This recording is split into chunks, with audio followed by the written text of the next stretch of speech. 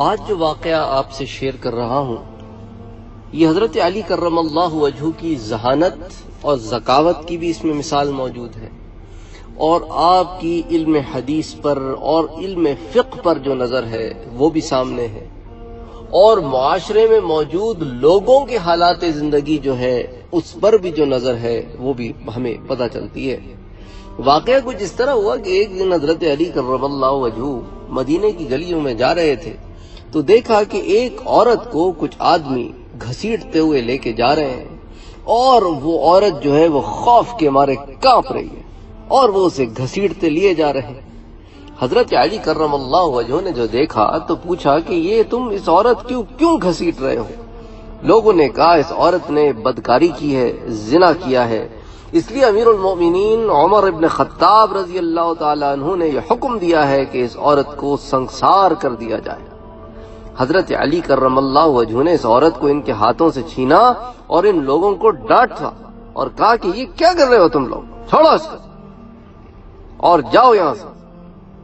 چنانچہ وہ لوگ حضرت عمر رضی اللہ تعالیٰ عنہ کے پاس گئے اور کہا کہ بھئی حضرت علی کرم اللہ وجہہ نے وہ عورت جو آپ نے سنسار کے لیے بھیجی تھی وہ ہم سے لے لی اور ہمیں ڈانٹا بھی اور بھگا بھی دیا۔ اللہ اکبر اللہ اکبر۔ اب دیکھیں نا حضرت عمر رضی اللہ تعالی عنہ کی نظر میں حضرت علی کا مقام کیا ہے۔ کہتے لوگوں یہ کام جو علی نے کیا ہے تو ضرور علی کو کوئی نہ کوئی ایسی بات معلوم ہوگی جس سے ہم بے خبر ہیں۔ اللہ اکبر اللہ اکبر۔ وہ جانتے ہیں نا حضرت عمر کے حضرت علی کرم اللہ وجہہ کا مقام کیا ہے اور ان کی فہم و ذکا کیا ہے اور ان کا علم دین کیا ہے، تو کہا کہ ضرور کوئی بات ہوگی اس لیے علی نے ایسا کیا۔ اچھا جاؤ ذرا علی کو بلا کے تو لاؤ۔ آئے ہائے، حضرت علی کرم اللہ وجہہ کو جو بلا کے لائے تو حضرت علی کرم اللہ وجہہ حالت جلال میں تھے۔ حضرت عمر نے ان سے پوچھا علی کیا بات ہے، تم نے ان لوگوں کو واپس کر دیا اور ان کو اس بدکار عورت پر حد قائم کرنے سے منع کر دیا؟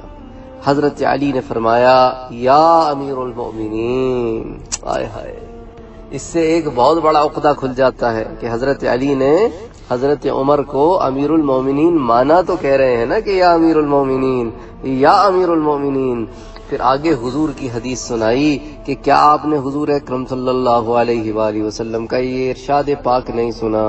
آپ صلی اللہ علیہ وآلہ وسلم نے فرمایا 3 لوگوں کے اوپر سے قلم اٹھا لیا جاتا ہے، یعنی کہ ان کے اعمال لکھے نہیں جاتے، یعنی کہ وہ بے قصور ہوتے ہیں، ان کے گناہ نہیں لکھے جاتے۔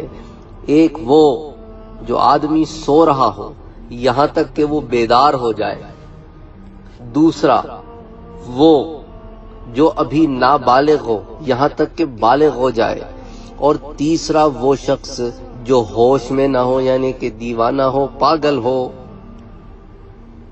حضرت عمر رضی اللہ تعالی عنہ نے فرمایا کہ ہاں میں نے حضور اکرم صلی اللہ علیہ وآلہ وسلم کا یہ ارشاد پاک سنا ہے۔ حضرت علی نے مسکراتے ہوئے فرمایا یا امیر المومنین، اس عورت کو کبھی کبھی دیوانے پن کے دورے پڑتے ہیں اور یہ اپنا ہوش کھو بیٹھتی ہے، ہو سکتا ہے کہ وہ آدمی جس نے اس کے ساتھ زنا کیا ہے اس نے اس کے دیوانے پن سے فائدہ اٹھایا ہے۔ اللہ اکبر اللہ اکبر۔